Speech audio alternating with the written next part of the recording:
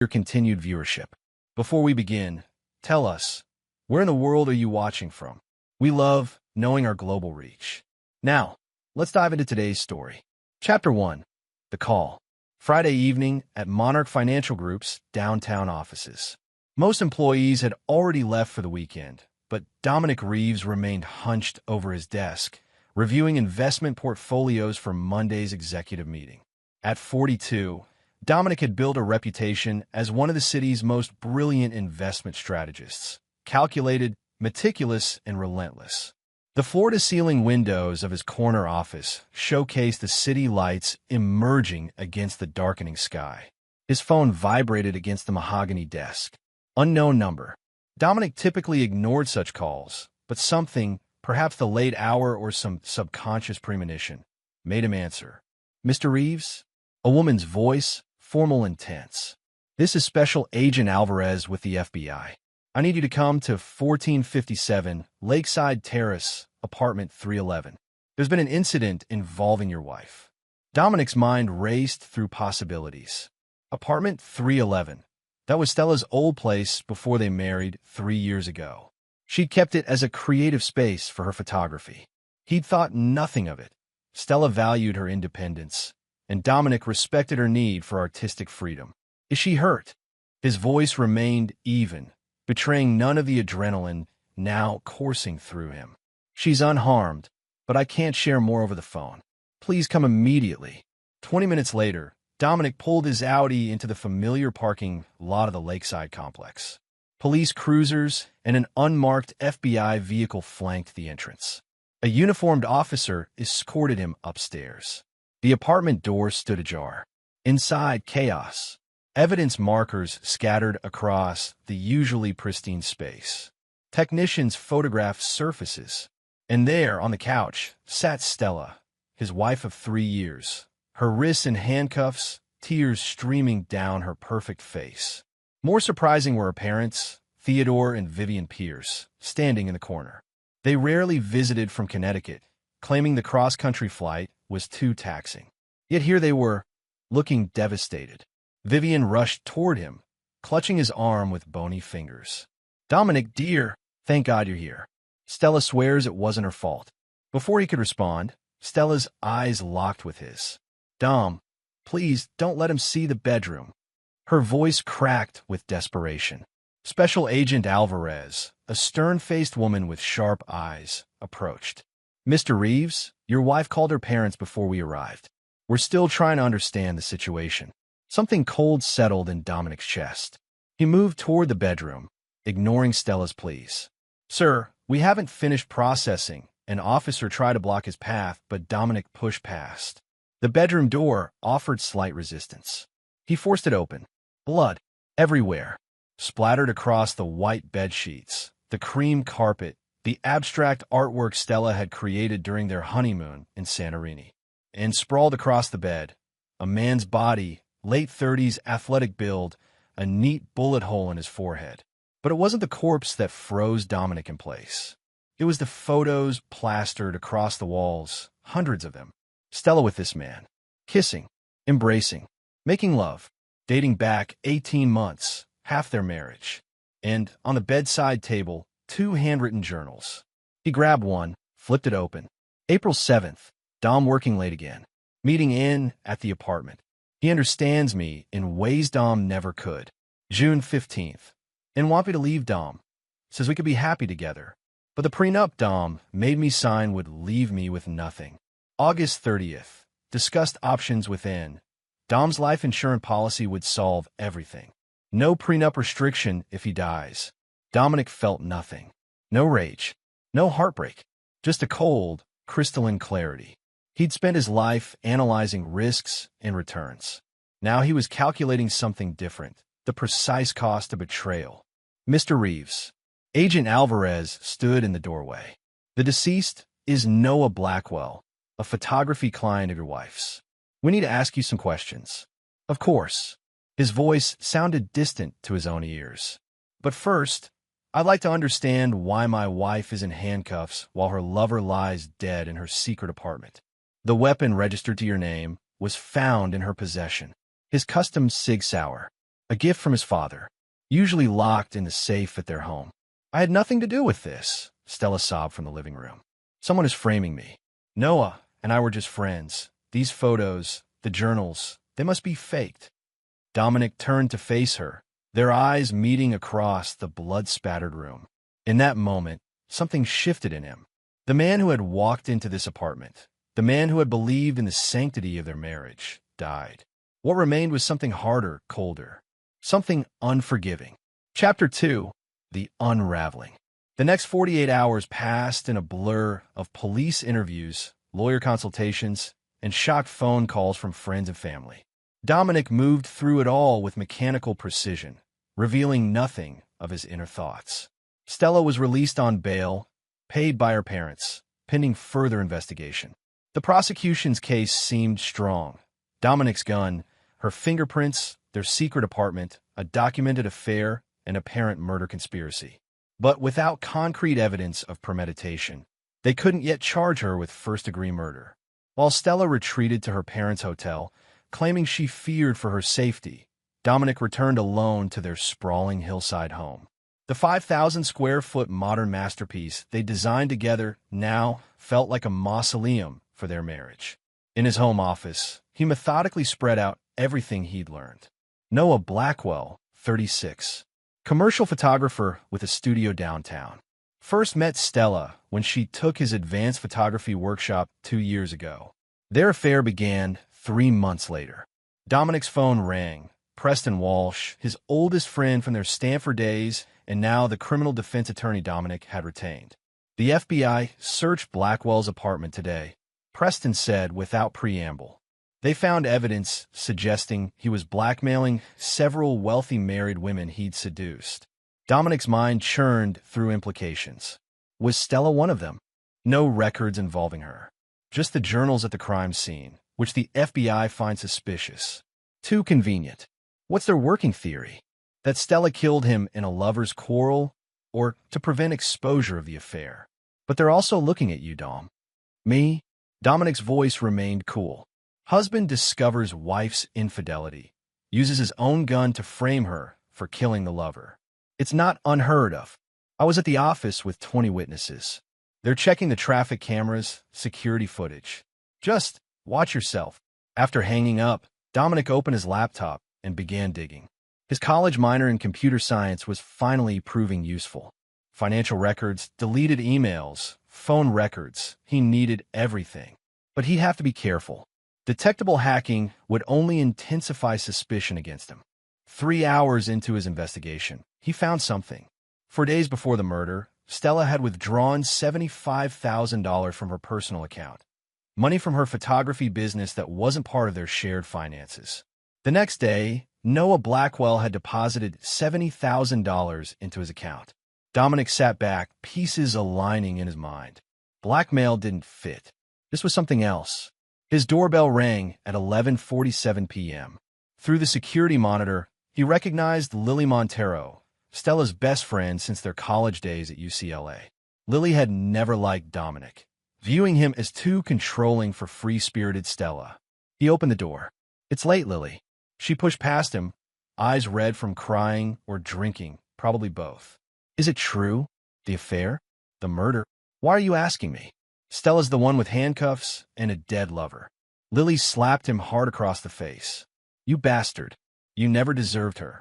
Dominic didn't react to the sting. "You knew about Blackwell." Not a question. Her reaction confirmed it. "She loved him," Lily whispered. "Really loved him. Not like with you. Then why stay married to me?" Lily laughed bitterly. "Your prenup would have left her with nothing. And she needed your connections for her career. So she plotted to kill me instead?" Dominic's tone remained conversational, as if discussing market trends. Lily's eyes widened. "What? No. Stella would never. The journals say otherwise. Unless they're fabricated, as she claims." Lily looked away, her silence damning. "How long have you known about the affair?" "From the beginning," she admitted. 15 months ago, after your trip to Tokyo, when you left her alone for 2 weeks. A business trip he'd invited Stella to join. She declined, claiming a gallery installation deadline. "Did you know they were planning to kill me?" "God, no. I would have stopped that." Lily's horror seemed genuine. Noah had a darker side Stella didn't see at first. Possessive, manipulative. He kept pushing her to leave you, got angry when she wouldn't. Dominic studied her. So, you're suggesting Noah planned my murder without Stella's knowledge? I don't know. Lily's shoulders slumped. 2 weeks ago, Stella called me crying. Said Noah was pressuring her about something terrible. She was scared but wouldn't tell me details. Dominic walked to his bar, poured 2 fingers of scotch. Why come tell me this? Because despite everything, I don't believe Stella killed anyone. Lily's voice strengthened. And if she didn't, someone else did. Someone who knew about the affair, who had access to your gun, who wanted to frame her. You think I orchestrated this? Dominic sipped his scotch, unruffled. I think you're capable of almost anything. Lily grabbed her purse. Just know I'll be watching you. After she left, Dominic returned to his computer. He had more digging to do. By dawn, he discovered 3 crucial pieces of information. First, Noah Blackwell had booked one-way tickets to Venezuela, a non-extradition country, for himself and a woman named Stella Pierce, her maiden name. Second, Blackwell had recently taken out a $2 million life insurance policy naming Saar as beneficiary. And third, most interestingly, 20 minutes before the estimated time of death, a call had been placed from Blackwell's phone to a number Dominic didn't recognize. He traced the number to Maxwell Reed, a former client of his investment firm who'd lost millions following Dominic's advice during the last market downturn. Reed had threatened Dominic afterward, blaming him personally for the losses. Dominic hadn't considered him significant, just another risk-taking investor who couldn't accept market realities. Now he wondered. The pieces were assembling into a picture far more complex than a simple affair.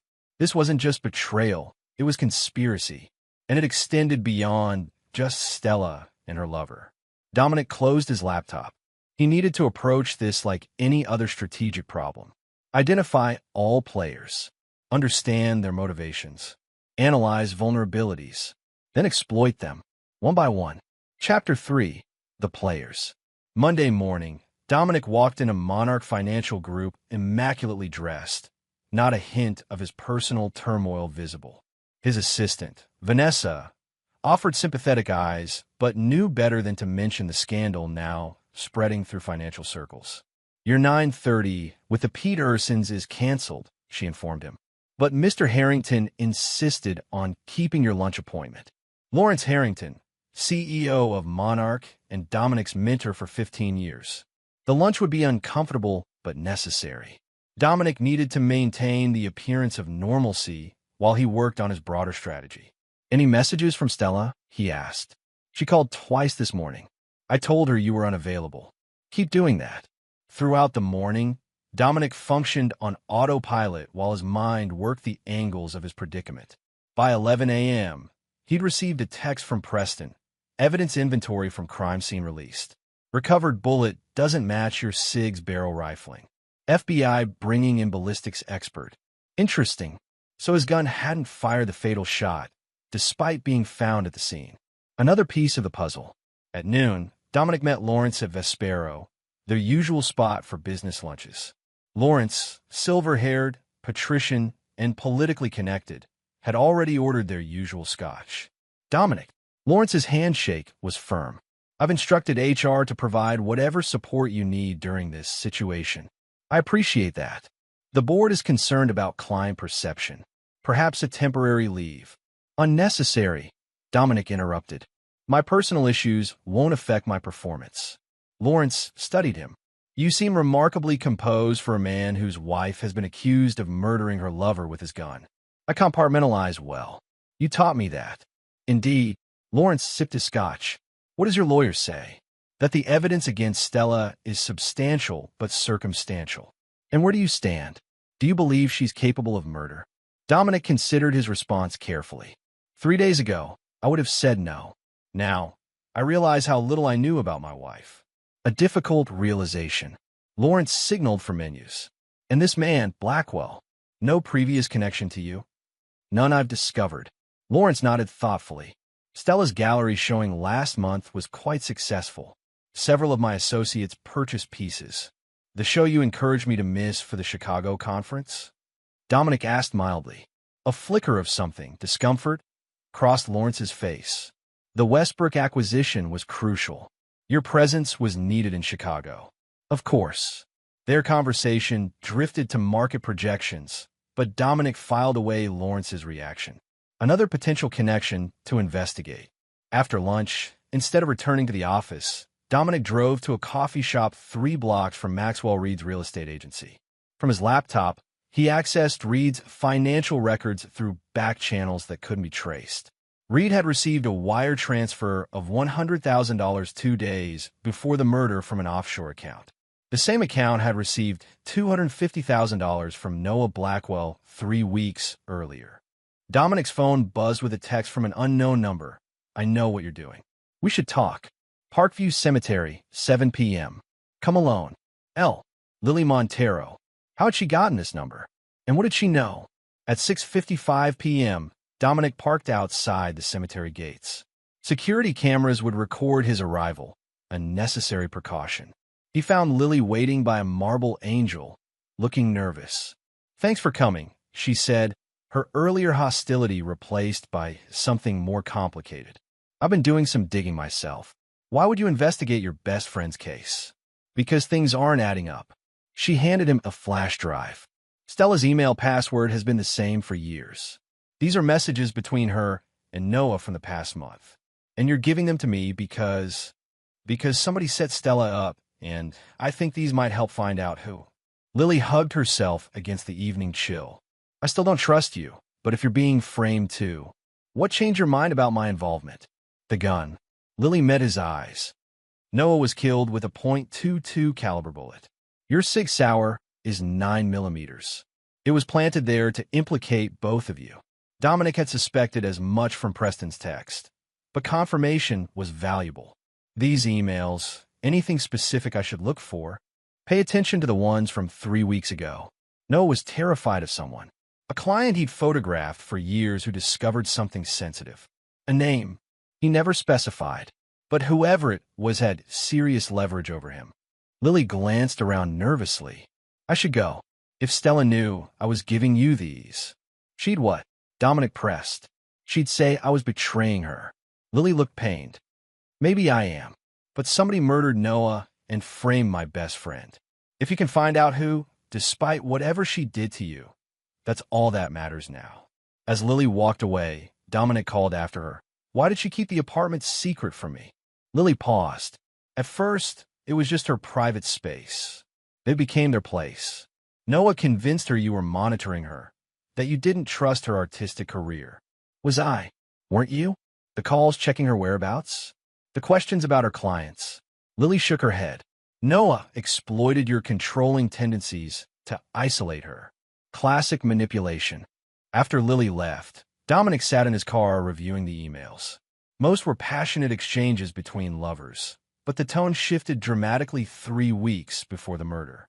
Noah became paranoid, warning Stella they were being watched. References to H, who had evidence that could destroy everything. One message from Noah, dated 4 days before his death. He's given me no choice, Stella. I have to do what he asks, or everything comes out. The money you transferred won't be enough. I'm sorry for what happens next. The final email, sent just hours before the murder. It's done. The pieces are in place. By tomorrow night, we'll be free. Don't come to the apartment until I call. Once it's over, we'll have everything we wanted. Dominic closed the laptop, mind racing. The picture was becoming clearer. A frame job orchestrated by someone with power, money, and a grudge against him. Someone who had discovered Noah's affair with Stella and used it to manipulate them both. Someone who had arranged for Dominic's gun to be stolen and planted at the murder scene. Someone who knew them all well enough to exploit their weaknesses. Dominic started his car, a cold determination settling over him. He wasn't just a victim in this scenario. He was being hunted by someone who thought they were smarter than him. They'd miscalculated badly. Chapter 4. The Architect.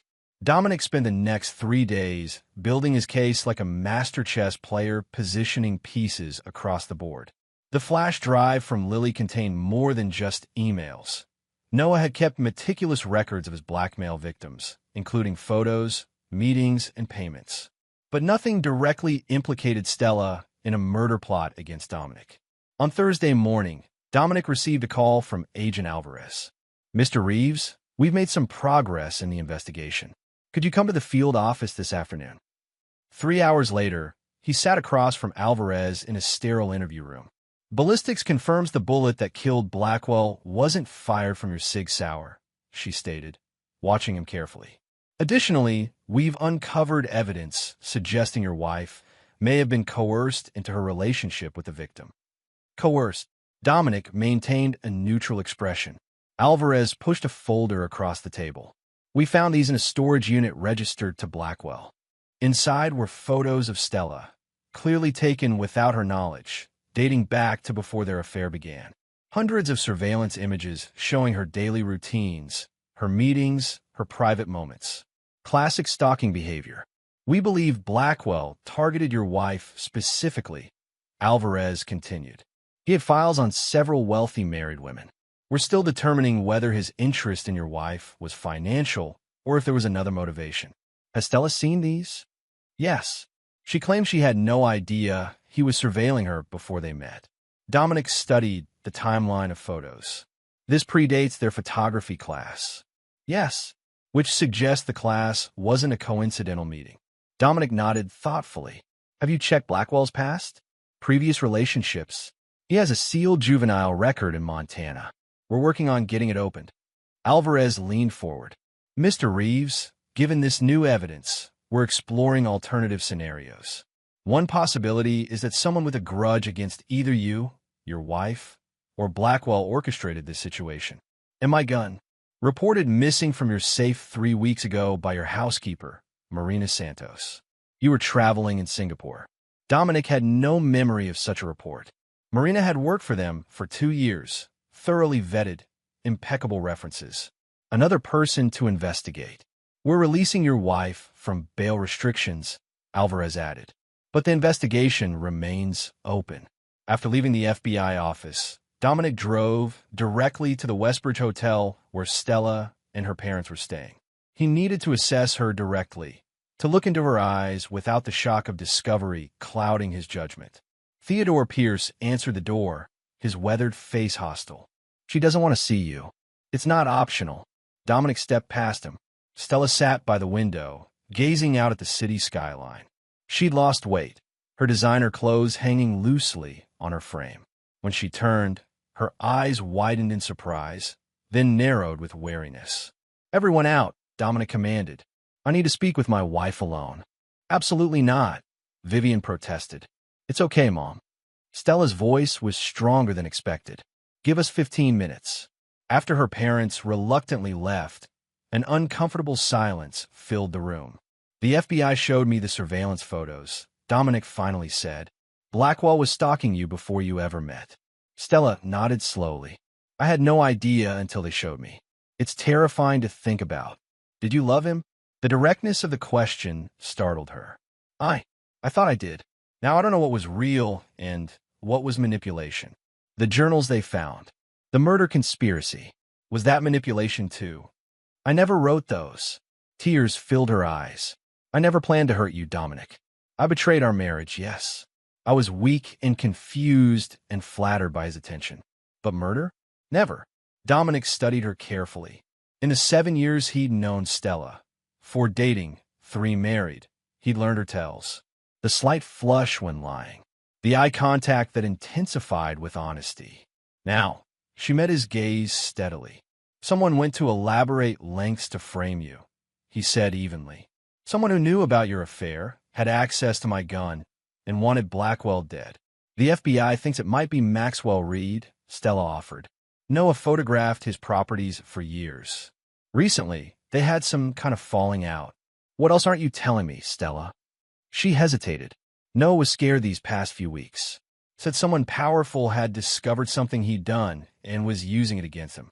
He wouldn't tell me details, said it was safer if I didn't know. "The $75,000 you gave him?" Stella flinched. "You know about that?" "I know everything now." His voice remained calm. "What was the money for?" He said it was to pay off someone who was threatening him. That once it was handled, we could be together openly. She laughed bitterly. I was such a fool. Were you planning to leave me? Yes. The simple admission hung between them. After my gallery showing, Noah said he'd booked us tickets somewhere we could start fresh. Venezuela. One-way tickets in your maiden name. Stella's eyes widened. How did you? Like I said, I know everything now. Dominic stood. The FBI is lifting your bail restrictions. You're free to go wherever you want. What happens to us? Her voice was small. There's no us anymore, Stella.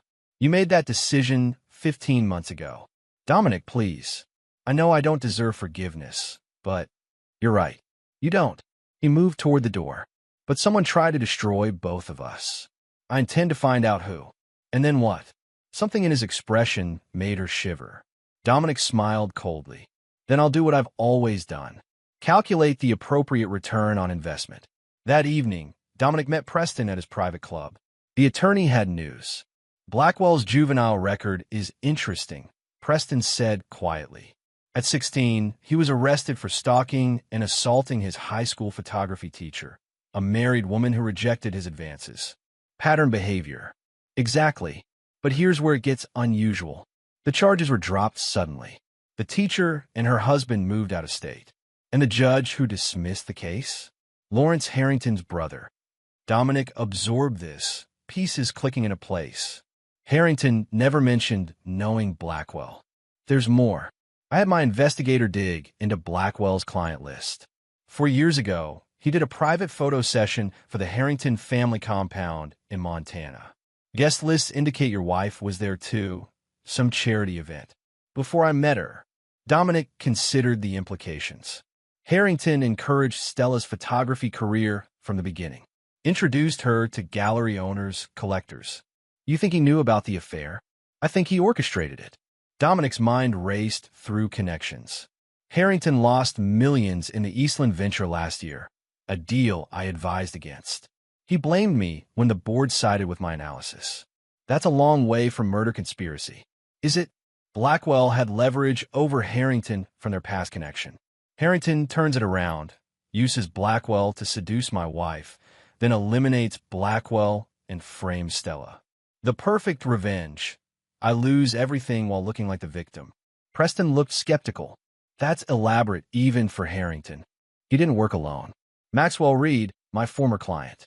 Marina, our housekeeper who supposedly reported my gun missing. They're connected somehow. What's your next move? Dominic checked his watch. I have a dinner appointment. An hour later, he sat across from Vanessa, his assistant, at an intimate restaurant in the Arts District. I appreciate the invitation, she said cautiously, but given everything happening, I need information only you can provide, Dominic interrupted. You've managed my calendar for 5 years. You've seen everyone who's come through my office, every call, every meeting. What exactly are you asking? Harrington, how often did he inquire about my travel schedule? My absences from his city? Vanessa considered. Often, especially this past year. He always wanted to know when you'd be gone overnight. And Stella? Did she ever call when I was traveling? A few times, usually to confirm your return date. Vanessa hesitated. There's something else. Last month, I overheard Harrington on the phone in the conference room. He mentioned your name and said, the Reeves problem will be resolved permanently by month's end. I thought he meant reassigning some of your clients. Did you tell anyone? Who would I tell? He's the CEO. Dominic nodded. One more question. The Chicago conference 3 weeks ago, the one Harrington insisted I attend, was my name on the original attendee list? No. Bradley Williams was scheduled to go. Harrington changed it personally. Another piece. During that conference, Dominic's gun had disappeared. Thank you, Vanessa. This conversation never happened. Of course. She studied him. Whatever you're planning, be careful. Harrington didn't get where he is by being careless. Neither did I. The next day, Dominic began the careful work of building his trap. He contacted Marina Santos, arranging to meet her at a cafe near her apartment. The Salvadoran woman arrived looking nervous, her English deteriorating as her anxiety increased. Mr. Reeves, I swear I report the gun missing. I fill out paper at police station. I believe you, Marina. Dominic's tone was reassuring. I just need to understand who asked you to check the safe that day. Marina's eyes darted around the cafe. It was Mrs. Reeves. She called, say she need jewelry from safe for photo shoot. When I open, I see gun gone. Did Stella come to the house that day? No.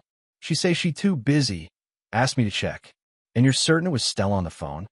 Marina hesitated. It sounded like her. But phone connection not good. Dominic slid an envelope across the table. Your brother in El Salvador. He's having visa problems, correct? Marina's eyes widened. How you know this? I have connections in immigration. This contains contact information for an attorney who can help. No charge. All I ask is that you think carefully about that phone call. That night, Marina called him, voice trembling. I remember something. When she called me, she asked about security code for house. Mrs. Reeves never forget code.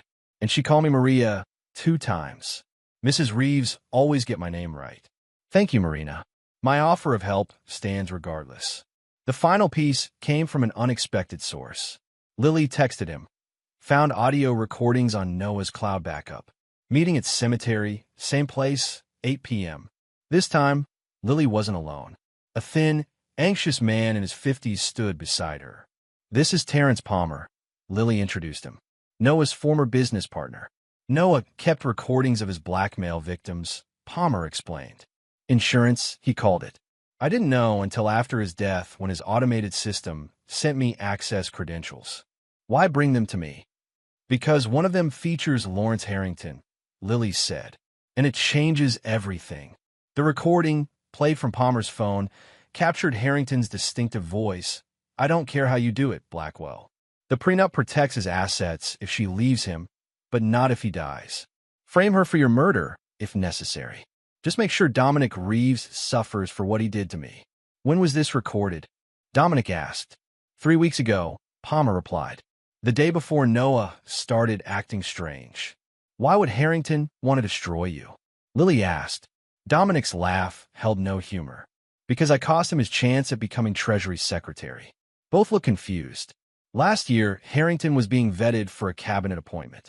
As compliance officer, I discovered he'd been investing government pension funds in private ventures that benefited his family. I reported it to the board. The nomination quietly disappeared. So, this was revenge? Lily looked horrified. Calculated destruction, Dominic corrected. Harrington couldn't touch me professionally without exposing himself. But personally, if my wife murdered her lover with my gun, then killed herself from guilt, my reputation would be destroyed. The perfect symmetry. What are you going to do? Palmer asked. Go to the FBI? Eventually, Dominic pocketed the recording. But first, I need to verify a few things. What he didn't say was that the legal system provided insufficient punishment for what Harrington had done. The man had tried to destroy not just Dominic's marriage, but his entire life. Justice required more than prison time. It required complete ruination. Chapter 5, The Trap. The following Tuesday, Dominic requested a private meeting with Lawrence Harrington. The CEO welcomed him into his opulent corner office with practiced warmth that didn't reach his eyes. Dominic, good to see you back in form. How are things progressing with the investigation? Interesting developments. Dominic accepted the offered scotch. It appears Blackwell was stalking Stella long before their affair began. The FBI believes he targeted her specifically. How disturbing. Harrington settled behind his desk. And Stella? How is she handling the revelation? She's processing it. We're communicating again, trying to understand what happened. A flicker of concern crossed Harrington's face. You're considering reconciliation? I'm considering all options. Dominic sipped his scotch. The FBI mentioned Blackwell had connections in Montana. Your family compound is there, isn't it? Harrington's hand tightened slightly on his glass. Many people have Montana connections, Dominic. What exactly are you implying? Nothing at all. Just an observation. Dominic set down his glass. I'm taking a brief leave of absence. Stella and I are going to our lake house for the weekend. Time to talk without distractions. Is that wise? Given the circumstances? Probably not. But 20 years of investment strategy has taught me one thing. Calculated risks often yield the highest returns. Dominic left Harrington's office, certain the trap was baited. The CEO wouldn't allow a reconciliation that might unravel his carefully orchestrated plan. That evening, Dominic met Maxwell Reed at his real estate office after hours, an unexpected visit that clearly unsettled the balding, heavy-set man. Dominic Reeves. Reed's smile was strained. What brings you here? Clarity. Dominic remained standing. I know about the $100,000 Harrington paid you. I know you helped frame my wife for Blackwell's murder. Reed's face drained of color. That's absurd. I haven't spoken to Harrington in years. Phone records indicate otherwise. 17 calls in the past month. Dominic stepped closer. Here's what's going to happen. You're going to tell me exactly how you were involved, or the FBI receives evidence of your participation in conspiracy to commit murder. Reed collapsed into his chair. It wasn't supposed to be murder, he whispered. Just scandal. Enough to ruin you publicly. Explain. Harrington approached me 3 months ago. Said you destroyed his career and he wanted revenge. He'd already been working Blackwell, using dirt from Montana to force him to seduce your wife. Reed wiped sweat from his brow. My job was to handle the gun, get it from your house during the Chicago trip, and deliver it to Blackwell. And the money? Payment for my part. I never knew Harrington planned to kill Blackwell. I swear. Dominic studied him dispassionately. Who pulled the trigger? I don't know. Harrington has a security consultant, former military guy named Vickers. Does his dirty work. Write it all down. Every detail. And then what? Witness protection? Harrington will kill me if he finds out I talked. That's not my concern. Dominic's voice was cold. You helped orchestrate the destruction of my marriage. Consider your statement the only thing keeping you alive right now. An hour later, with Reed's signed confession in his possession, Dominic called Preston. I need a bug sweep on my lake house. Tonight. You think it's compromised? I know it is. Harrington's been one step ahead the entire time. The following morning, Preston's security team confirmed Dominic's suspicions. The lake house contained 7 listening devices and 3 hidden cameras, all recently installed. Professional job, the security expert noted. Military-grade equipment. Leave them functional, Dominic instructed, but install our own system that can override them when necessary. By Thursday, Dominic had all pieces in position. He called Stella. We need to talk privately. The lake house, tomorrow evening. Why there? Her voice betrayed her nervousness. Because it's the only place I'm certain isn't being monitored by the FBI. Are you sure this is a good idea? No, but it's necessary. There are things you need to know about Blackwell and Harrington. A pause. Harrington? What does he have to do with this? Everything. Be there at 7. Come alone. Dominic ended the call, knowing Harrington's surveillance would have captured every word. The CEO wouldn't be able to resist the opportunity to clean up loose ends, both Dominic and Stella in an isolated location, discussing his involvement. That night, Dominic met Agent Alvarez at a diner off the highway, well away from potential observation. This better be worth my time, Mr. Reeves. She slid into the booth across from him. Lawrence Harrington orchestrated Noah Blackwell's murder to frame my wife and destroy me. Dominic placed a flash drive on the table. This contains Blackwell's blackmail recordings, including Harrington explicitly ordering my destruction, plus a signed confession from Maxwell Reed detailing his role in stealing my gun. Alvarez's expression remained professional, but her eyes sharpened with interest. Why bring this to me privately instead of through official channels? Because Harrington is well-connected. Evidence has a way of disappearing when billions are at stake. And what do you want in return for this cooperation? Surveillance. I've arranged to meet Stella at our lake house tomorrow evening. I've let Harrington believe we're reconciling and that she's sharing information about his involvement. You're using your wife as bait. Alvarez looked disturbed. No, I'm using myself. Dominic met her gaze steadily. Harrington will send his security consultant, Vickers, to silence us both.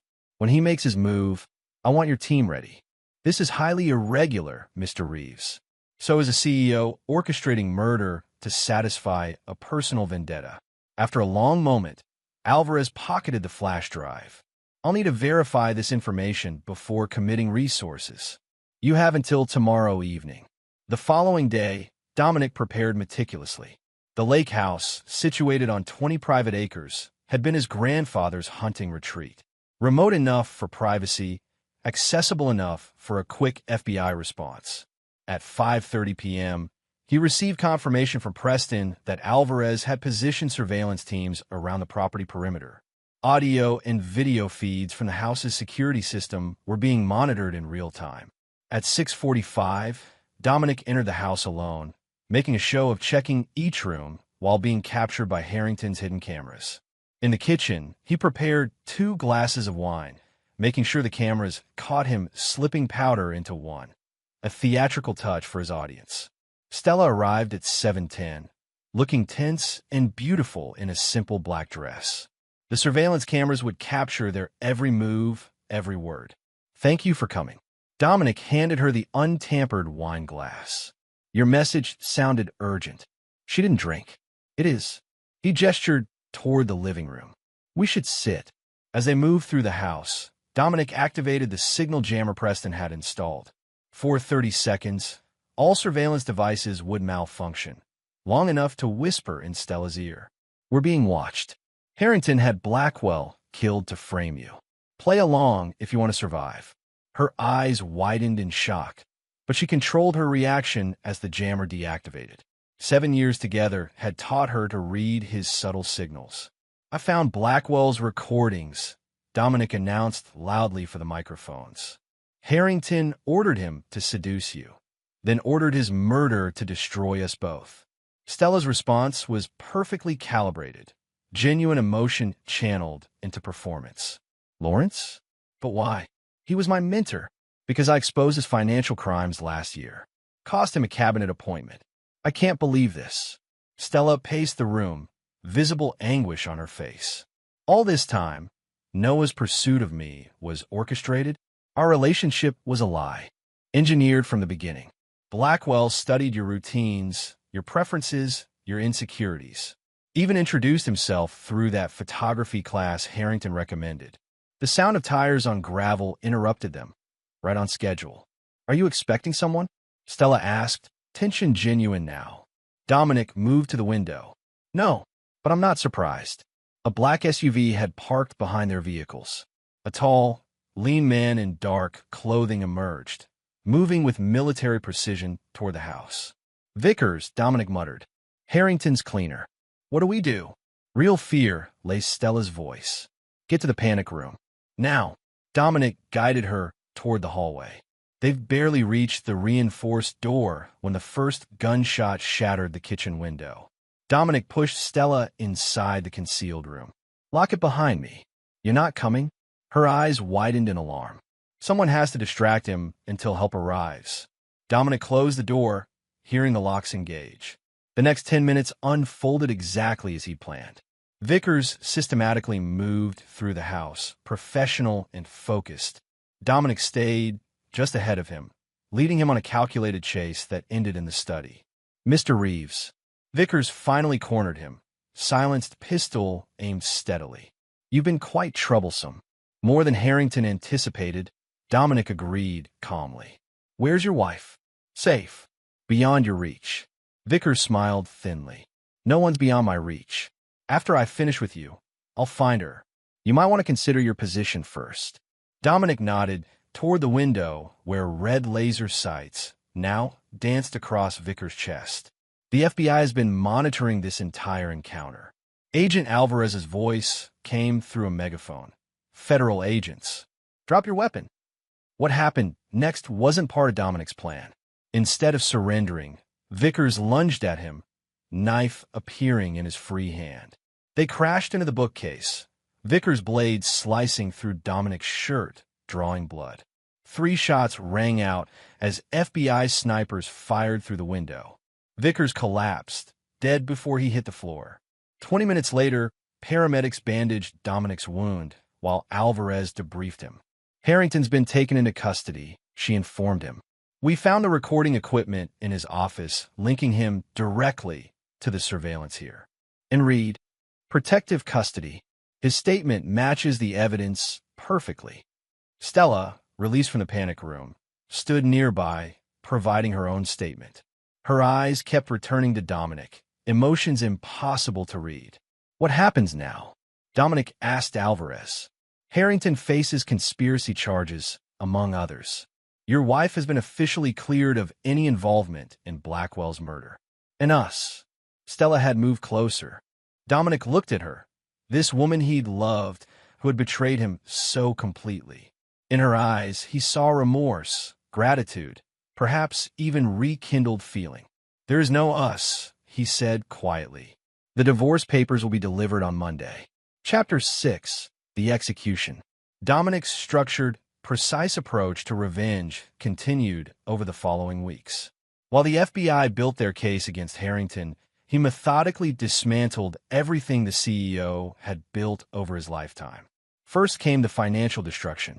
Using his detailed knowledge of Harrington's investment portfolio, information he'd gathered during years as the man's advisor, Dominic exploited weaknesses the authorities would never find. Anonymous tips to the SEC about overlooked offshore accounts. Carefully timed market moves that devalued Harrington's primary holdings. A whisper campaign among key investors suggesting deeper problems than the public charges. Within 2 weeks, Harrington's $3 billion net worth had been reduced by 70%.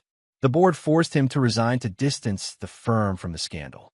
His carefully cultivated political connections evaporated overnight. At the same time, Dominic addressed his personal situation with the same calculated efficiency. The divorce proceedings moved quickly, the prenuptial agreement providing clear terms.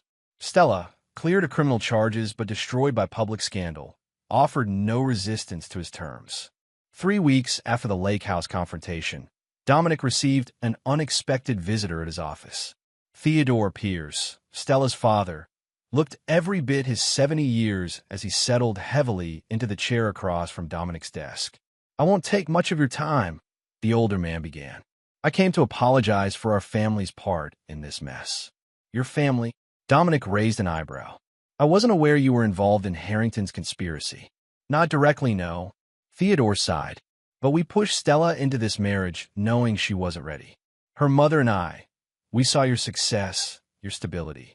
After Stella's troubles in college, we thought someone like you could keep her grounded." "Troubles?"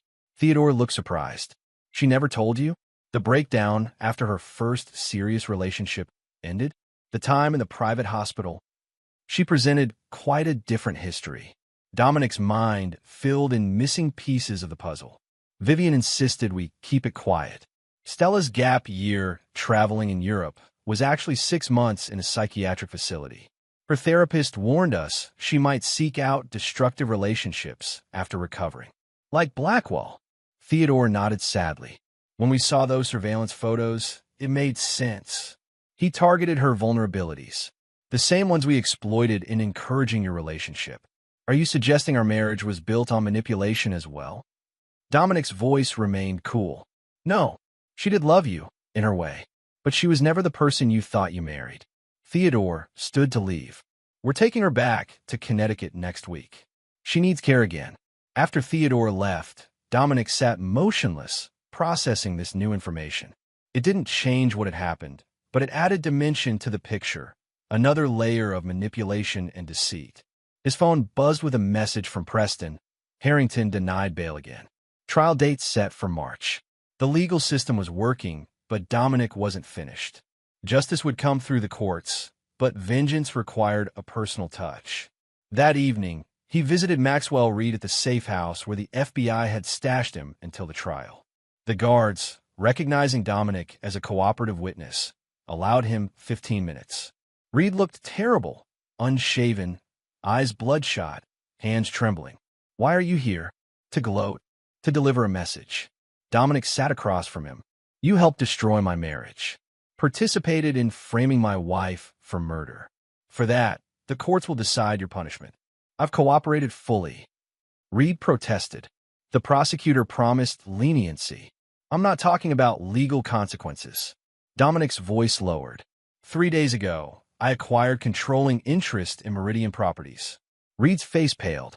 "My biggest client. All your clients, actually. I've spent the past week purchasing the holding companies that own every property in your management portfolio." "You can't." I already have. Effective immediately, your firm is blacklisted from all real estate dealings in this state. Every contract canceled. Every commission forfeited. You'll destroy me. Reed's voice cracked. Yes. Dominic stood. Your testimony will help convict Harrington. For that, you keep your freedom. But you'll never work in real estate again. You'll never rebuild your wealth. You'll spend the rest of your life knowing you sacrificed everything for $100,000. Reed lunged across the table, desperate rage replacing fear. Dominic sidestepped easily, watching dispassionately as guards restrained the man. Your choice led to this outcome, Dominic said calmly. Remember that during the lonely years ahead. A week later, Dominic attended the court hearing where Lawrence Harrington, denied bail for a third time, appeared in an orange jumpsuit, his aristocratic bearing diminished by prison conditions. His once silver hair had dulled, and deep lines etched his face. After the hearing, Dominic waited by the secure exit where defendants were transported back to detention. As Harrington emerged between two marshals, he spotted Dominic. You. Hatred burned in the older man's eyes. Come to witness your handiwork. I learned from Master. Dominic stepped closer, voice low enough that only Harrington could hear. Your legal troubles are just beginning. Threatening me now, Dominic? How uncharacteristically sloppy. Not a threat, a promise. Dominic smiled coldly. While you've been occupied with murder charges, I've been systematically documenting every financial crime you've committed over the past decade. Offshore accounts, tax evasion, money laundering through your Montana property.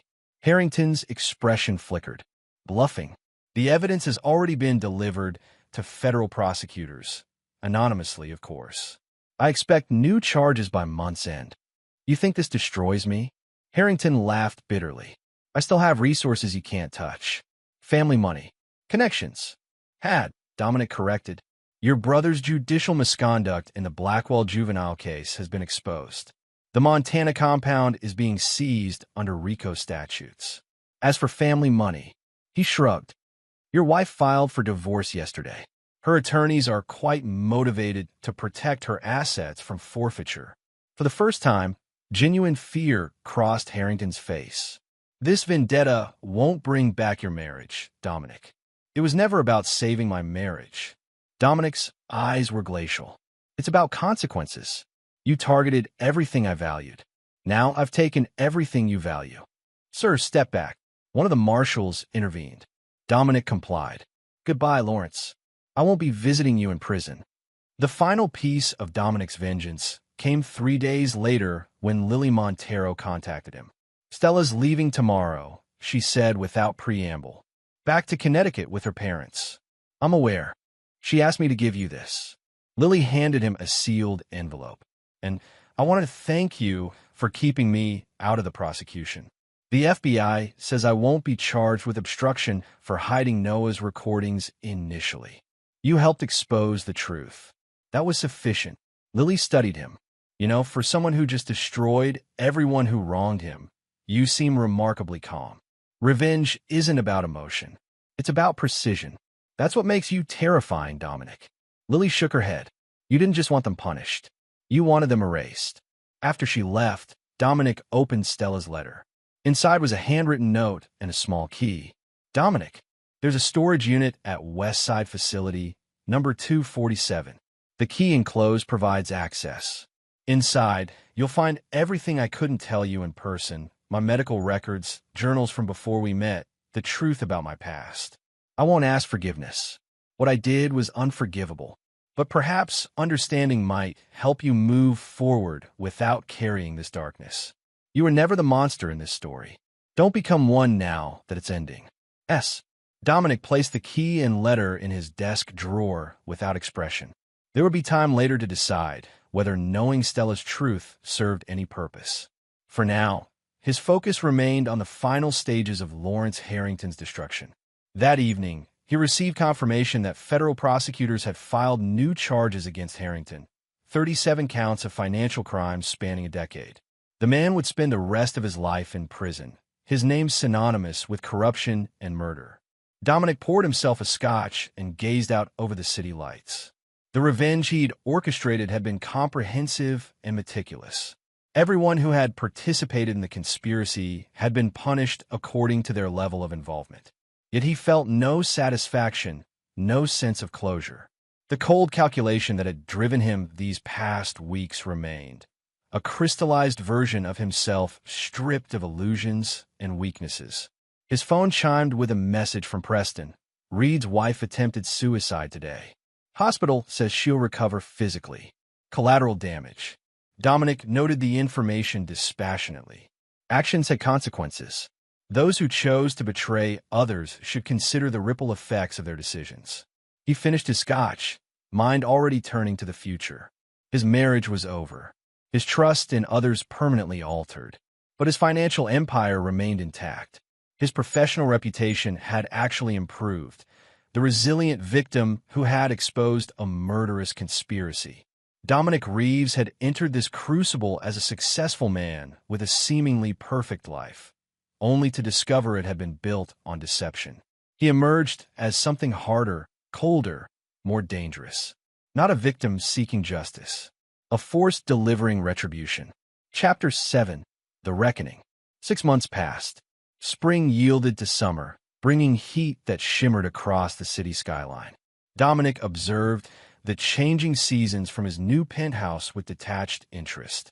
Like everything in his life now, his living space had been redesigned for efficiency and security rather than comfort or aesthetics.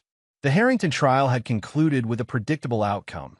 Guilty on all counts, sentenced to life without parole. The financial charges were still pending, but irrelevant now. Lawrence Harrington would die in prison, his legacy destroyed, his name a cautionary tale in business schools. Maxwell Reed had received a lighter sentence, 10 years with possibility of parole, in exchange for his testimony. His wife had recovered from her suicide attempt but filed for divorce. Their home had been foreclosed. Their adult children refused contact with their father. Vickers, the security consultant who had tried to kill Dominic and Stella, remained the only loose end, his military background and connections still largely mysterious. Dominic had hired private investigators to uncover everything about the man, learning he had worked for Harrington on multiple special projects over the years. How many other lives had been destroyed at Harrington's direction? The question lingered, unanswered. Stella had vanished into her parents' care in Connecticut. The divorce had been finalized without her presence, her signature provided by power of attorney. Dominic had never visited the storage unit she'd identified. Whatever truths lay inside remained locked away, both physically and emotionally. On a humid Thursday in July, Dominic received an unexpected visitor at Monarch Financial Group, where he had been elevated to CEO following Harrington's downfall. "Ms. Montero is here to see you," his new assistant announced with obvious discomfort. "She says it's urgent." Dominic nodded, curious despite himself. He hadn't seen Lily since before Stella's departure. She entered his office looking different, hair shorter, expression more severe, designer clothes replaced by practical business attire. "Congratulations on the promotion," she said without warmth. "The king is dead. Long live the king." "What brings you here, Lily?" "I doubt it's professional investment advice." "Stella's dead." The words landed like physical blows, but Dominic's expression remained unchanged. "When?" "Tuesday night. Overdose." Lily placed a small envelope on his desk. "She left this for you. Asked me to deliver it if anything happened to her." Dominic made no move to touch the envelope. "I assumed the funeral arrangements. Private ceremony yesterday. Family only." Lily's voice hardened. "Her parents didn't want you there." "Understandable. Is that all you have to say?" "Understandable." Lily's composure fractured. "She killed herself, Dominic. That was her choice." "Her choice." Lily laughed incredulously.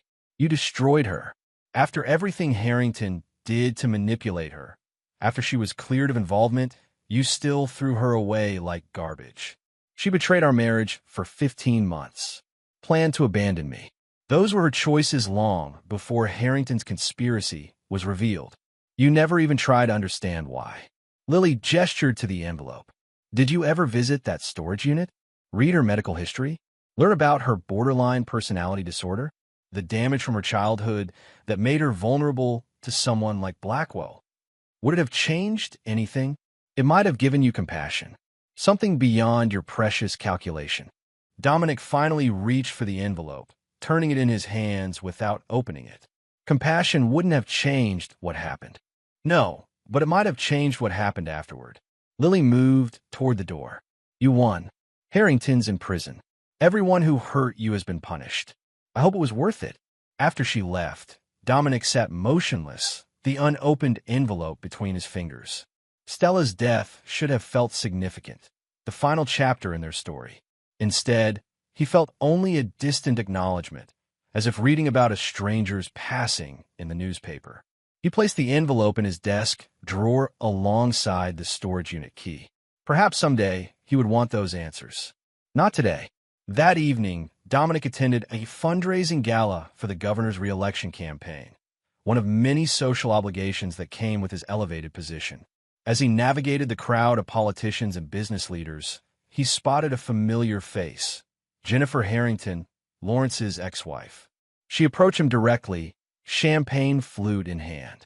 At 58, she remained striking, tall, elegant, with the same silver hair that had been her husband's signature feature. Mr. Reeves, I've been hoping to speak with you. Mrs. Harrington. He nodded politely. Ms. Palmer now, she corrected. I've reverted to my maiden name. Of course. I wanted to thank you, she said, surprising him. What Lawrence did was unconscionable. The detectives told me there were other victims before you, other lives he manipulated and destroyed when people crossed him. I'm aware. Dominic had uncovered 3 previous instances of elaborate revenge scenarios orchestrated by Harrington. None as complex as what he'd planned for Dominic, but each devastating to its target. He was a monster long before you knew him, Jennifer continued. I enabled him by looking away, making excuses. For that, I've paid my own price. Dominic studied her. Is there something specific you want from me, Miss Palmer? Information.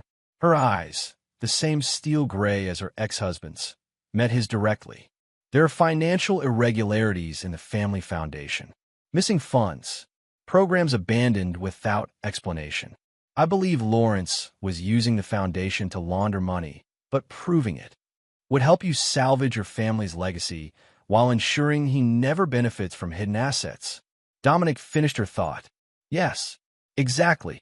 I'll have my team analyze the foundation records. If there's evidence of financial crimes, it will be found. Thank you. Jennifer's relief was palpable. I've spent 30 years married to a sociopath, Mr. Reeves. The damage spreads far beyond his intended victims. As she walked away, Dominic considered her words. The ripple effects of Harrington's actions, and by extension, his own response, continued to expand outward, touching lives seemingly distant from the original conflict. Later that night, in his silent penthouse, Dominic finally opened his desk drawer and removed Stella's 2 messages, the original letter with the storage unit key and the final envelope Lily had delivered. The storage unit could wait. He opened the second envelope first. Dominic, if you're reading this, I couldn't find a way forward. I want you to know it wasn't your fault. What happened to us was built on a foundation of lies. Some told by others, some told by me, some we told ourselves. I never planned to help murder you. That was Noah's desperation after Harrington threatened him. But I did betray you repeatedly without the excuse of coercion. I did love Noah, or believed I did. My illness makes it difficult to distinguish between genuine emotion and destructive impulse. You were right to end our marriage, right to refuse forgiveness. Some betrayals can't be undone. I'm leaving you the Santorini photographs, the real ones, not the stage versions that appear in galleries. They're the only honest art I created during our time together. Perhaps someday they'll remind you that not everything between us was false. Goodbye, Dominic. I hope you find peace in your new life. Stella. Dominic refolded the letter, expression unchanged. Then he took the storage unit key and placed both items in his pocket. The West Side storage facility was open 24 hours. At midnight, Dominic used the key to unlock unit number 247, a small 5x10 space containing 4 neatly labeled plastic containers and a flat portfolio case. The first container held medical records dating back to Stella's adolescence. Clinical terms documented her conditions: borderline personality disorder, cyclical depression, brief psychotic episodes triggered by emotional abandonment. Treatment histories from facilities in Connecticut, Switzerland, California.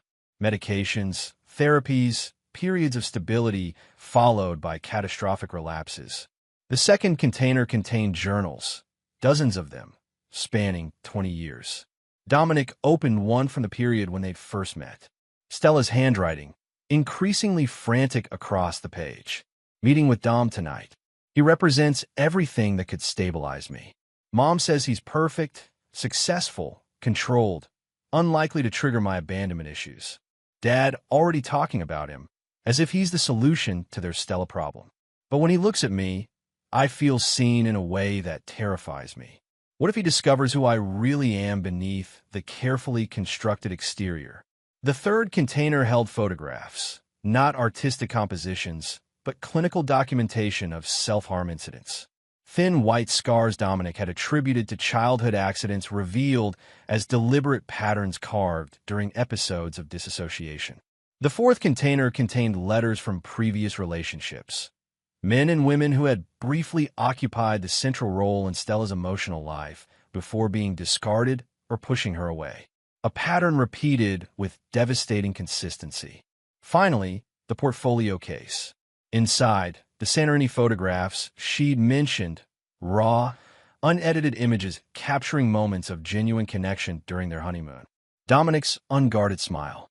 Stella's eyes reflecting something real, something beyond the illness that had shaped her life. Dawn was breaking when Dominic finally returned to his penthouse. For the first time since discovering Stella's betrayal, he felt something crack in the cold calculation that had governed his response. Not forgiveness, never that, but perhaps something adjacent to understanding. Stella had been broken long before meeting him. Her betrayal, while real, had been influenced by factors beyond simple infidelity. Harrington had exploited those vulnerabilities with surgical precision, using Blackwell as his instrument.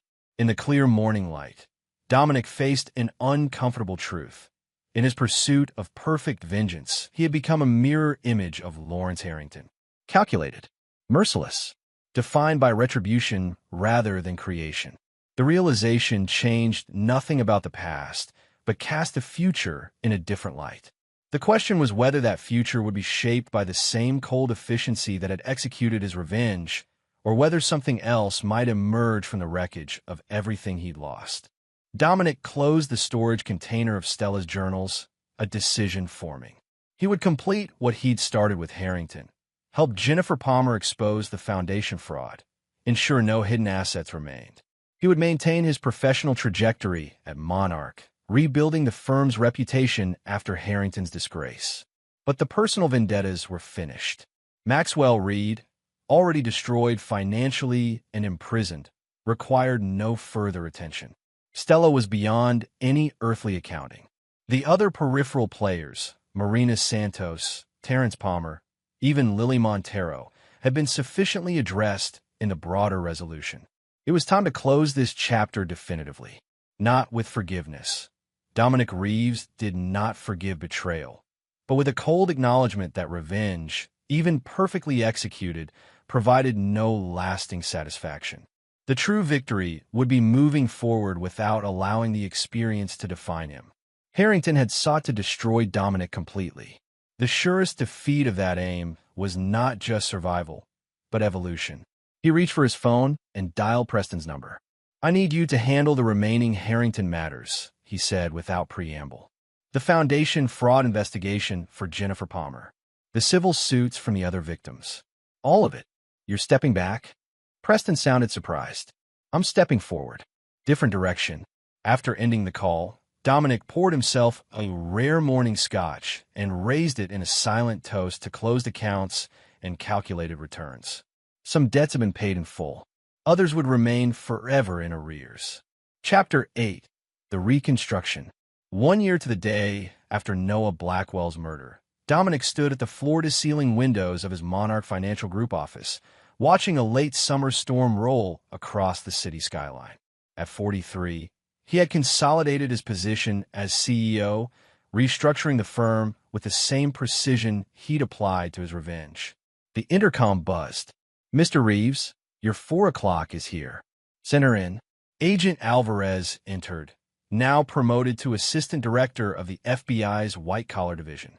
Their professional relationship had evolved into something resembling mutual respect, if not quite friendship. "Congratulations on the Westbrook acquisition," she said, declining his offer of refreshment. "The financial press is calling you ruthlessly innovative. High praise in this industry." Dominic gestured for her to sit. "What brings the FBI to my door this time?" "Closure." Alvarez placed a file on his desk. "We've finished the investigation into Harrington's previous victims. 5 confirmed cases, including yours. 2 suicides resulting from his machinations. 1 family financially destroyed. 1 promising political career derailed by manufactured scandal. And now justice has been served." Dominic's tone revealed nothing of his thoughts. "Legal justice, yes." Alvarez studied him. "But we both know there was another kind of justice applied in this case." Dominic met her gaze evenly. "I've always operated within the law, Agent Alvarez. Assistant director now." She smiled slightly. "And yes, technically you have. Your financial destruction of Reed and Harrington was masterfully legal. But we both know revenge was your primary motivation. Does the FBI usually concern itself with motivation when no laws have been broken?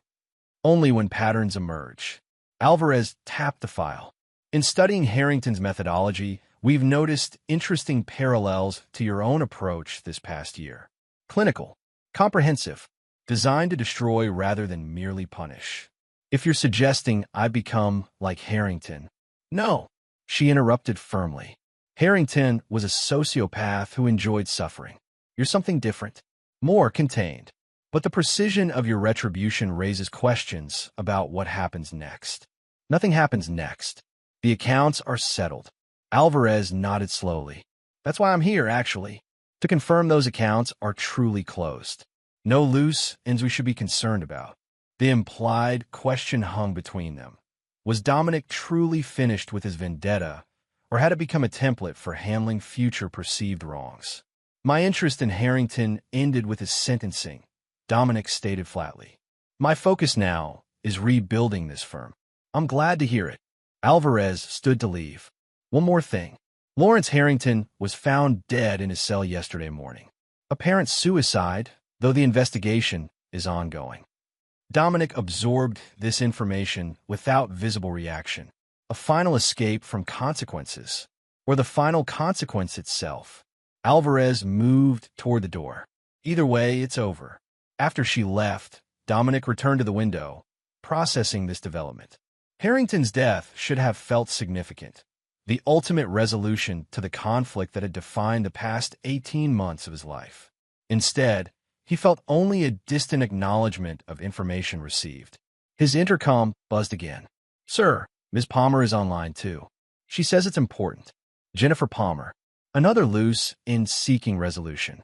"Dominic." Her voice sounded strained when he answered. "You've heard about Lawrence?" "Just now. My condolences despite everything." "I'm not calling about that. It's about Cameron. Cameron Harrington, Lawrence's son from his first marriage.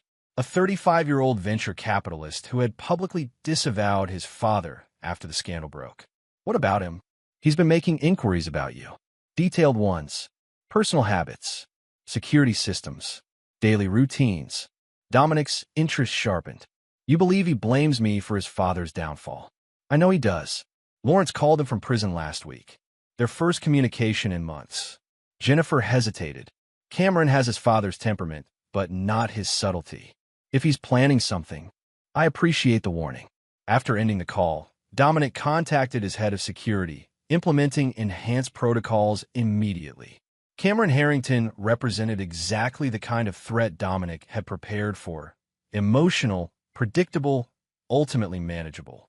The following evening, Dominic worked late, reviewing acquisition proposals for a promising biotech startup.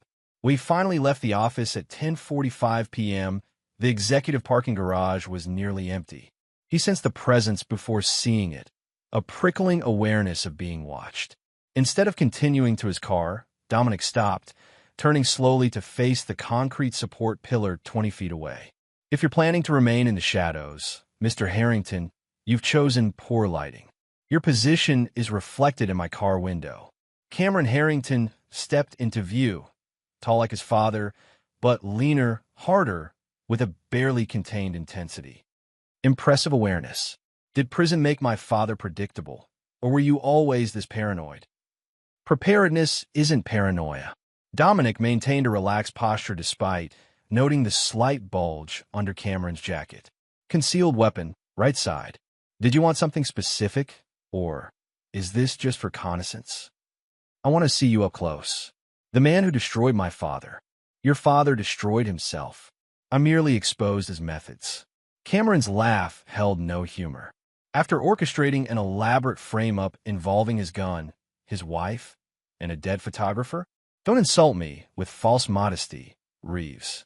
Your revenge was masterful. If you admired it, why are you here with a poorly concealed firearm? Cameron's hand twitched toward his jacket. Because blood demands blood. Family obligations transcend personal assessment. Before you continue this misguided vendetta, Dominic said evenly, you should know 3 things. First, security cameras are recording this encounter from multiple angles. Second, my head of security is monitoring this conversation in real time.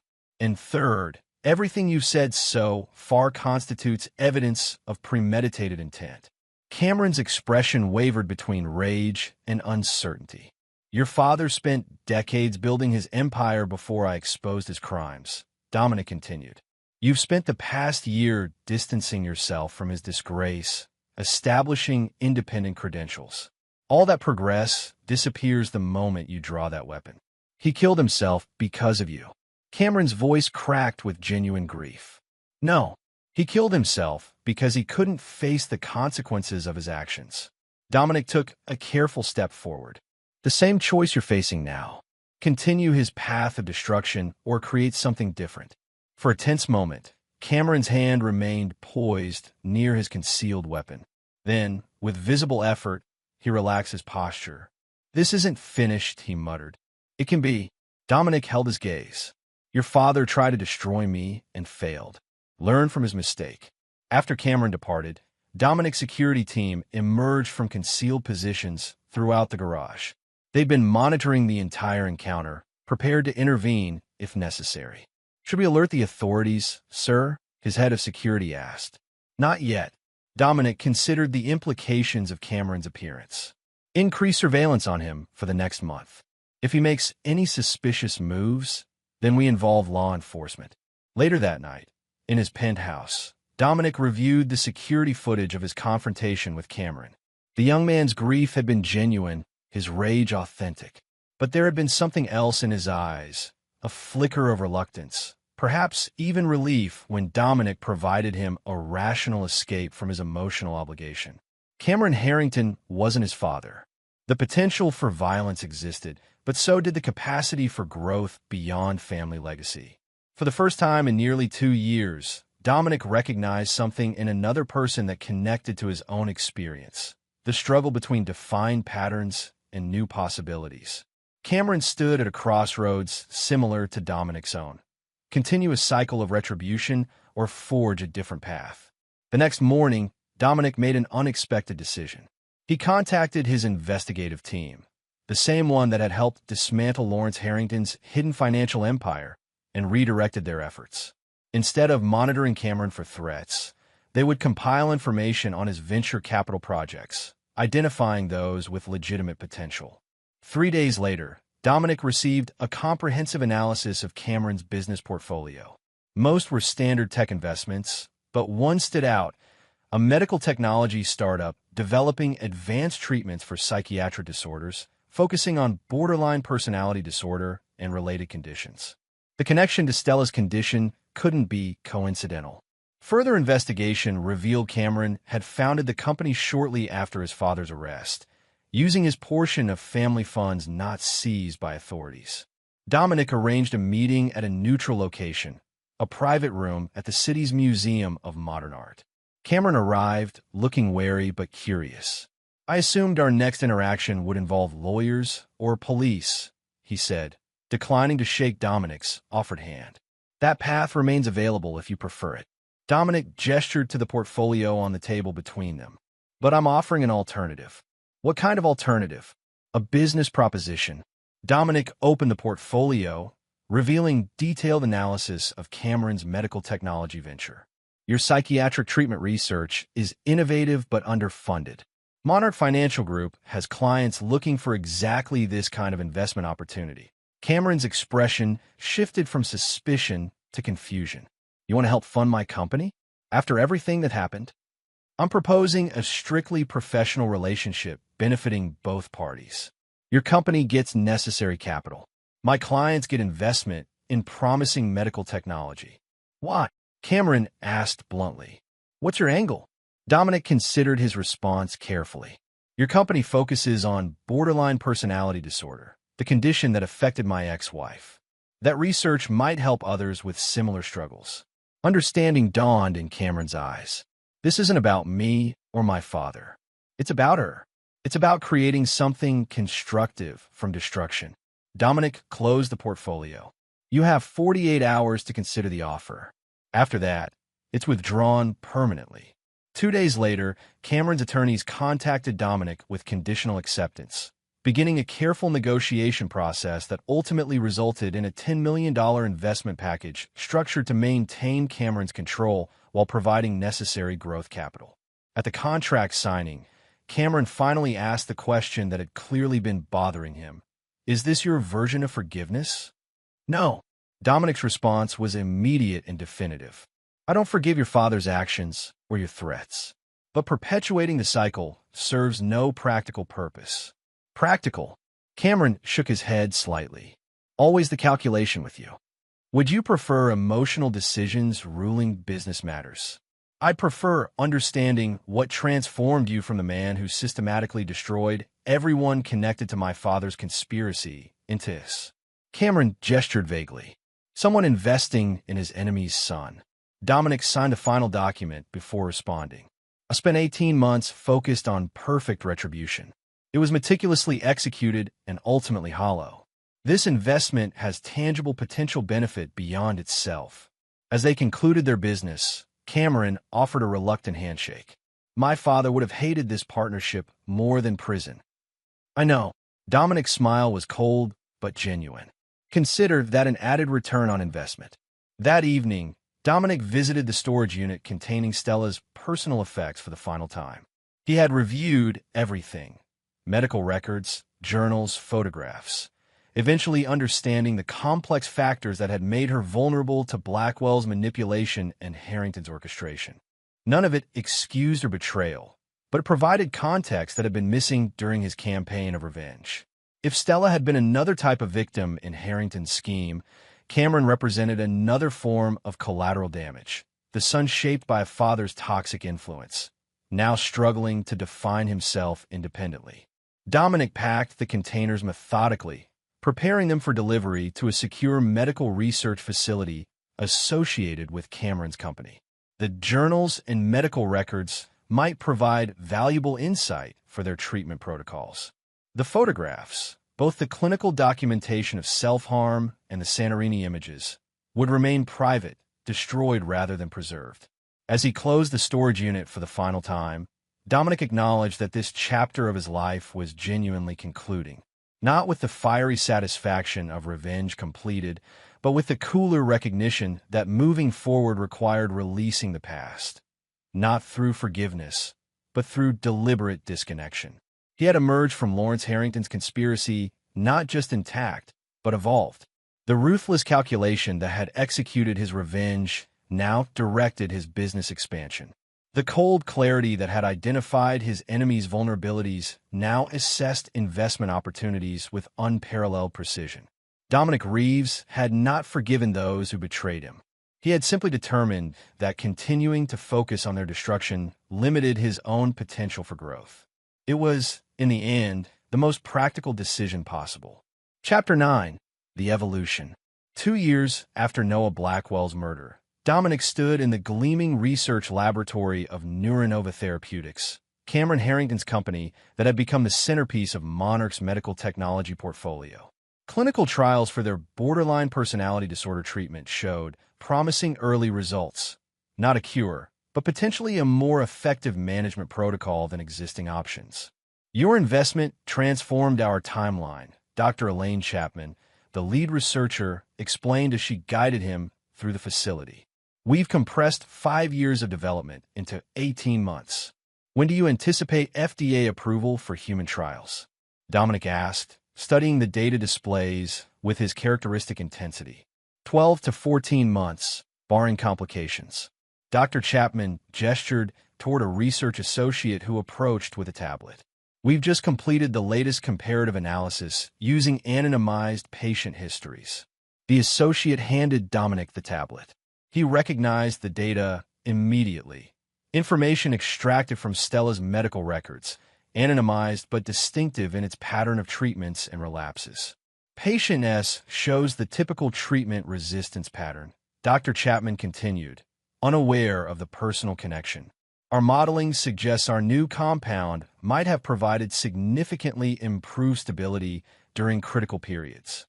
Dominic handed back the tablet, expression revealing nothing of his thoughts. Theoretical improvements for theoretical patients. For now, Dr. Chapman agreed. But real patients will benefit soon. After concluding the tour, Dominic met briefly with Cameron Harrington in his modernist office overlooking the research campus. Their professional relationship had evolved into a cautious mutual respect, the shadow of Lawrence Harrington's legacy gradually receding from their interactions. The quarterly reports are promising, Dominic noted, accepting the espresso Cameron offered. Monarch's investment committee is pleased. Good timing. Cameron leaned against his desk. Because we're considering expansion into trauma-specific treatments, PTSD applications, military contracts, eventually, initial focus on civilian applications. Cameron studied him carefully, including treatment protocols for survivors of psychological manipulation and coercive control.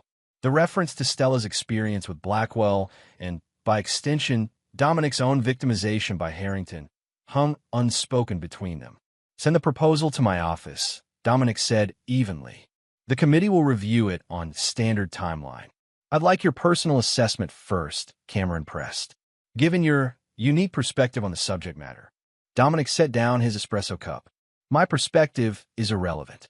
The science and market potential determine investment decisions. Bullshit. Cameron's bluntness echoed his father's directness without the malicious undertone. You initially invested because of your ex-wife's condition. This expansion relates directly to what Blackwell did to her. What my father did to both of you. And that connection automatically secures my support? No, but it warrants your honest engagement rather than corporate deflection. Dominic considered Cameron thoughtfully. In the past 2 years, the younger Harrington had shed much of his father's influence, developing his own leadership style, more transparent, less manipulative, but equally determined. I'll review it personally, Dominic finally conceded. But the investment decision remains with the committee. Cameron nodded, accepting the qualified victory. There's something else you should know. I've been contacted by a journalist researching a book about my father's crimes. Comprehensive coverage, including your countermeasures. Dominic's expression didn't change, but his attention sharpened. Publisher, Stanton Press. Serious investigative journalist, not tabloid exploitation. Cameron sipped his espresso. I've agreed to be interviewed. Your prerogative. She'll contact you next. Lily Montero provided your name. The mention of Lily, someone Dominic hadn't seen since Stella's funeral, was unexpected. Montero is involved? Contributing editor, apparently. Cameron studied Dominic's reaction. Will you participate? No. The answer came without hesitation. The legal record is comprehensive. My perspective adds nothing of value, except the human element. How it felt to discover your wife's betrayal. How you planned your response. What motivated each step of your retaliation. Emotions are irrelevant to historical accuracy. Cameron laughed without humor. That's exactly why your participation matters. Your clinical approach to revenge fascinated the journalist. She called it methodical devastation without emotional satisfaction. An interesting but inaccurate assessment. Is it? Cameron set down his cup. 2 years later, with my father dead, his conspirators imprisoned or ruined, your revenge complete. Are you satisfied, Dominic? Did destroying everyone involved fill whatever void their betrayal created? The question was presumptuous, intrusive. Yet something in Cameron's direct approach merited an equally direct response. Satisfaction implies an emotional component. Dominic maintained eye contact. I sought appropriate consequences for specific actions. Once achieved, I moved forward. Without looking back, without regret or triumph. Looking backward limits forward progress. Cameron shook his head slightly. You're either the most evolved human being I've ever met or the most dangerously compartmentalized. Those categories aren't mutually exclusive. The conversation shifted to business matters, but Cameron's questions lingered as Dominic left the research facility. The proposed book represented a potential reopening of a chapter he considered definitively closed. Not a threat precisely, but an unwelcome resurrection of events better left to history. 3 days later, the journalist, Catherine Winters, a Pulitzer finalist for her coverage of financial crimes, contacted his office requesting an interview. Dominic declined through his assistant, offering only a prepared statement acknowledging the legal outcomes without personal commentary. That evening, Lily Montero appeared at his penthouse, unannounced, unexpected, and unwelcome.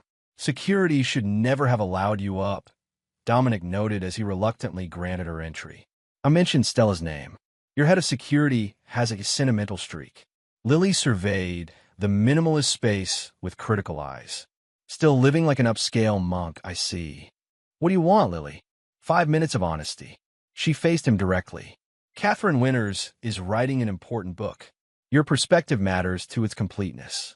The legal record isn't the full story, Lily interrupted. It documents what happened, but not why. Not the human cost. And you believe I'm qualified to address the human cost? Dominic's tone remained neutral. I believe you're the only person who experienced the entire arc, from victim to avenger to whatever you are now. Lily gestured vaguely. CEO, investor, empty vessel, poetic but inaccurate. Then correct the record. Lily's expression softened slightly. Stella's story deserves to be told accurately. So does yours. Why does it matter to you? Stella is gone. The legal outcomes are established. Because people should understand how someone like Lawrence Harrington operates. How vulnerable people like Stella get manipulated. How even strong, intelligent people like you can be targeted. Lily met his eyes directly. And how revenge, even when perfectly executed, costs something essential. Dominic studied her thoughtfully. You believe I've lost something through my actions. Haven't you? Lily glanced around the sterile penthouse. 2 years later, you live alone, work constantly, maintain no close relationships. You've rebuilt your professional empire while your personal life remains a fortress. Perhaps that's preference rather than loss. Is it? Lily's challenge was gentle but direct. Before Harrington's conspiracy, you had a life beyond calculation. Now you've become the human embodiment of a spreadsheet. All outcomes, no emotion. The assessment struck closer to truth than Dominic would acknowledge. The cold efficiency that had served his revenge had indeed become his defining characteristic, seeping beyond professional context into every aspect of his existence. One interview, Lily pressed. On your terms, with your boundaries. Then we never bother you again. Dominic considered the proposal with his typical methodical analysis. The book would be published regardless of his participation. His perspective might correct inaccuracies or misinterpretations. The cost seemed minimal for potential benefit. Send me the proposed question topics in advance, he finally conceded. 1 session, 2 hours maximum, recorded but subject to my approval before publication. Thank you. Lily's relief seemed genuine. Catherine will contact your office tomorrow. After she left, Dominic stood at his window overlooking the city lights, considering the unexpected development. He had constructed his post-revenge life with careful precision. Professional advancement, without personal entanglements, strategic investments without emotional attachments, forward momentum without backward reflection. The proposed interview threatened that carefully maintained separation between past and present. 2 weeks later, Catherine Winters arrived at his penthouse, neutral territory chosen over his office to avoid corporate overtones. In person, she projected focused intelligence without Lily's emotional intensity or Alvarez's professional detachment. "Thank you for agreeing to this interview," she began, setting up her recording equipment. "I understand your hesitation about revisiting these events. Do you?" Dominic's tone revealed nothing. Catherine smiled slightly. "Perhaps not, but I appreciate your willingness regardless." For the next 2 hours, she guided their conversation with surprising skill. Never confrontational, but persistently direct, allowing comfortable silences when Dominic needed to formulate precise responses. "When you discovered your wife's betrayal," she asked carefully, "what was your first emotional reaction?" "Clarity," Dominic answered after consideration. "Not anger or heartbreak initially. Just crystalline understanding that everything I believed about our relationship had been false. And that clarity guided your subsequent actions. It removed emotional interference from strategic planning." Catherine nodded thoughtfully. "Many betrayed spouses act impulsively. Confrontations, public scenes, self-destructive behaviors. You instead constructed an elaborate response targeting everyone involved in the conspiracy. Why?" "Effectiveness," Dominic stated simply. "Emotional reactions provide temporary relief, but rarely appropriate resolution. And your definition of appropriate resolution included financial destruction for Reed, comprehensive legal consequences for Harrington, complete dissolution of your marriage. Proportional responses to specific betrayals." Catherine studied him. "Do you regret any aspect of your response?" The question gave Dominic pause. In 2 years, he had evaluated outcomes, but never considered regret as a relevant metric. "I recognize certain inefficiencies in my approach," he finally acknowledged. "Energy directed toward Maxwell Reed might have been better allocated elsewhere. His role was secondary, his punishment perhaps disproportionate to his involvement. And regarding Stella, any reconsideration there?" "No." The response came without hesitation. Her betrayal predated Harrington's manipulation. The consequences were appropriate to her actions. Catherine nodded, making a note. "After executing your revenge so completely, did you experience the satisfaction you anticipated?" "I never sought satisfaction." Dominic maintained eye contact. "I sought resolution." "And did you find it?" The question lingered between them, unexpectedly complex. Had he found resolution? The legal outcomes were definitive, the personal accounting complete. Yet something remained unresolved, not within the external parameters of his revenge, but within himself. "Resolution is an ongoing process," he finally said. "The immediate objectives were achieved. The long-term integration continues." Integration of what? Exactly. Experience into identity. Dominic considered his words carefully. "Prior to these events, I defined myself through certain parameters: successful investor, dedicated husband, rational decision-maker. Afterward, those definitions required adjustment. And who are you now, in your own assessment?" The question should have been simplistic, yet Dominic found himself genuinely considering it. Who is he now? The architect of perfect revenge? The calculating CEO? The man who had loved and lost Stella? The target who had defeated Lawrence Harrington's conspiracy? "I am what I've always been," he finally answered. "Someone who calculates risks, evaluates returns, and executes strategies, but with modified algorithms based on updated data." Catherine smiled slightly. "That's perhaps the most clinical self-description I've ever recorded." "It's accurate. Is it complete?" Dominic didn't respond immediately. Was any self-assessment ever complete? The events surrounding Blackwell's murder and Harrington's conspiracy had fundamentally altered his understanding of trust, loyalty, and his own capacity for methodical retribution. But they hadn't changed his essential nature, merely revealed aspects previously untested. "It's sufficient," he finally said. After the interview concluded, Catherine thanked him for his candor, promising to send the relevant transcript sections for approval before publication. As she packed her equipment, she asked one final, unrecorded question. Off the record, would you do it all again the same way? The complete dismantling of everyone involved. Dominic considered the question with genuine reflection. No, he finally answered. I would be more selective in my targets, more precise in my methods. Harrington deserved everything he received. The others. He paused. Collateral damage isn't always necessary or productive. After Catherine left, Dominic remained in his living room, the conversation having stirred unexpected reflections. For the first time in years, he allowed himself to fully consider the arc of events from discovery to revenge to current reality. He had survived Harrington's conspiracy not just intact, but enhanced in many ways. His professional position was stronger than ever. His investment portfolio more diverse and successful.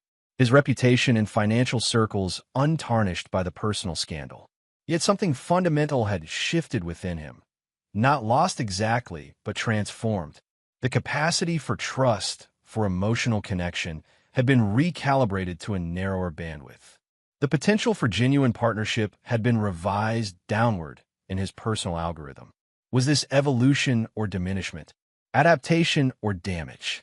The question itself reflected a type of introspection he had largely abandoned since executing his revenge. 3 months later, Catherine's book was published to significant acclaim. The Harrington Conspiracy, Manipulation, Murder, and Methodical Revenge became an instant bestseller. Its unflinching examination of Lawrence Harrington's psychological manipulation and Dominic's calculated response capturing public fascination. Dominic received his copy directly from the publisher, but left it unopened on his desk for several days. When he finally read it, he found Catherine had captured the events with remarkable accuracy and unexpected insight. His own quoted sections were presented fairly within proper context. The final chapter, however, contained something unexpected, excerpt from Stella's journals that Dominic had never seen, apparently provided by her parents after her death. The entries dated from her final months in Connecticut. Dominic calculated perfectly, as he always does, the appropriate consequence for my betrayal. No more, no less. I find myself admiring the precision even as it destroys me. We were more alike than either of us recognized, both trapped in our own forms of calculation. Mine emotional, his strategic, both ultimately destructive. If I could tell him one thing now, it would be this. The perfect execution of revenge doesn't heal the original wound. It merely ensures both parties carry matching scars. Dominic closed the book, Stella's final assessment lingering in his mind. Her insight, even through the lens of her illness, contained an uncomfortable truth. His revenge, while meticulously executed, had indeed left its own mark upon him. Not a weakness precisely, but an alteration. That evening, he received an unexpected call from Cameron Harrington. I've just finished Winter's book, Cameron said without preamble. Compelling reading. Indeed, Dominic maintained his characteristic neutrality. My father's final prison journal entry is particularly interesting. Did you read it? Not yet. Dominic had skimmed the appendices, but not thoroughly. He wrote it the night before his suicide. Cameron's voice held complex emotions. My greatest achievement was not my financial empire or political connections, but creating a mirror image of myself in Dominic Reeves. In destroying him, I transformed him. My methods become his methods. My calculation his calculation. Even in defeat, I've ensured my approach survives in the man who destroyed me. The words landed with unexpected impact. Harrington's final assessment echoed Lily's concerns and Catherine's unspoken questions. Had his perfect revenge transformed Dominic into a reflection of the very man he had destroyed? My father was a manipulator until the end, Cameron continued. That final statement was his attempt to taint your victory. Or perhaps his most honest observation. Dominic surprised himself with the acknowledgement. You're nothing like him, Cameron stated firmly. Your calculation serves creation. His served only destruction. After ending the call, Dominic stood at his window, watching night settle over the city, considering Cameron's distinction. Creation versus destruction. Purpose beyond retribution. Direction beyond revenge. In the 2 years since executing his perfect vengeance, Dominic had indeed focused on building rather than destroying, expanding Monarch Financial, investing in Cameron's medical research, developing new investment strategies with broader application than personal wealth accumulation. Yet his personal life remained as cold and precisely ordered as his revenge had been. No significant relationships, no emotional connections beyond professional collaboration, no vulnerabilities that might be exploited by future betrayals. Lawrence Harrington was dead. Maxwell Reed remained imprisoned. Stella had taken her own life. All accounts had been settled, all betrayals addressed. Only Dominic himself remained, standing at the crossroads between continued isolation and potential reconnection. The calculation was complex, the variables numerous. Trust once broken was difficult to recalibrate. Vulnerability, once exploited, created lasting awareness of risk. Yet the alternative, permanent isolation behind walls of perfect calculation, represented its own form of defeat. If Harrington's final objective had been to transform Dominic into his mirror image, then maintaining that transformation meant Harrington's ultimate victory, even from beyond the grave, Dominic reached for his phone, making a decision that wasn't purely strategic for the first time in years. He dialed Jennifer Palmer's number. "I've been considering your foundation proposal," he said when she answered. "The Pediatric Psychiatric Initiative. I'd like to discuss potential personal involvement beyond financial investment." Personal involvement? Her surprise was evident. In what capacity? Advisory board initially. Perhaps more direct engagement as the program develops. Dominic found himself adding, "Some wounds can't be prevented, but better treatment might help recovery." Dominic Reeves considering something beyond financial returns. Jennifer's tone held gentle amusement. Catherine's book must have had quite an impact. Let's say it prompted recalculation of certain variables. After concluding the call, Dominic returned to the window, watching the city lights with new awareness. His revenge had been perfect, calculated, executed, and completed with precision. But revenge itself was inherently backward-looking, addressing past wounds rather than creating future possibilities. The true victory over Lawrence Harrington's conspiracy wasn't in the perfect execution of retribution, but in what came after, the choices made when the accounts were settled and the ledgers closed. Dominic Reeves would never forgive betrayal. He would never trust blindly or love without reservation. The cold calculation that had served his revenge would remain part of his approach to life and business. But perhaps that calculation could encompass more variables than self-protection and risk avoidance. Perhaps the algorithm could expand to include measured reconnection, calibrated vulnerability, strategic openness to experiences beyond revenge and its aftermath. Not forgiveness, never that, but perhaps evolution beyond the perfect revenge he had executed so completely. That would be the final victory Harrington could never anticipate and Stella would never witness. Not just surviving betrayal, not just executing retribution, but ultimately transcending both to become something neither victim nor avenger. Something entirely his own design. And there you have it. Another story comes to an end. What did you think? I'd love to hear your thoughts in the comments below. If you enjoy this story, consider joining our community by subscribing. It means the world to us. For more stories like this one, check out the recommended videos on screen. And I'll see you there.